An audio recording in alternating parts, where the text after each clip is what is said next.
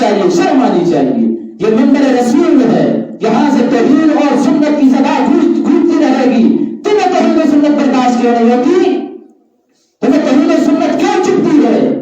توحید و سنت بیان کرنے کے لیے جب میں منبر رسول میں بیٹھتا ہوں تو سامعین کو لگتا ہے انجیکشن، ٹیکا لگتا ہے، ٹیکا. پھر بلک جاتے ہیں، اچھلنا شروع ہو جاتے ہیں، کودنا شروع ہو جاتے ہیں. پھر تنقید ہوتی ہے، الزام تراشی ہوتی ہے.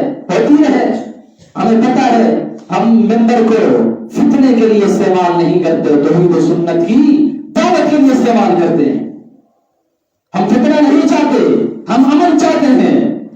فتنے میں اگر مبتلا ہوتے ہو تو اپنے عقیدے کی وجہ سے ہوتے ہو، رحم کرو اپنے آپ پہ. یہ بھی الگ موضوع ہے. لهم قلوب لا يفقهون بها ولهم أعين لا يبصرون بها ولهم آذان لا يسمعون بها. تیسری نشانی بتائی، کان بھی ہیں لیکن قرآن نہیں سنتے، گانے سنتے ہیں، جھوٹ سنتے ہیں، غیبت سنتے ہیں، حق برداشت نہیں کر سکتے، حق کو نہیں سنتے، غلط باتیں سنتے ہیں. تو یہ کون ہے؟ اولئک کالانعام. انعام کہتے ہیں چوپاؤں کو، درندوں کو، جانوروں کو. یہ سب کے سب جنگلی جانوروں اور درندوں کی مانند ہیں. بل ہم اضل، بلکہ ان سے بھی کیا گزرے ہیں. اتنے قریب تو وہ بھی نہیں ہیں جتنے یہ ہیں بدبخت. اولئک هم الغافلون، اس لیے کہ یہ غافل ہے.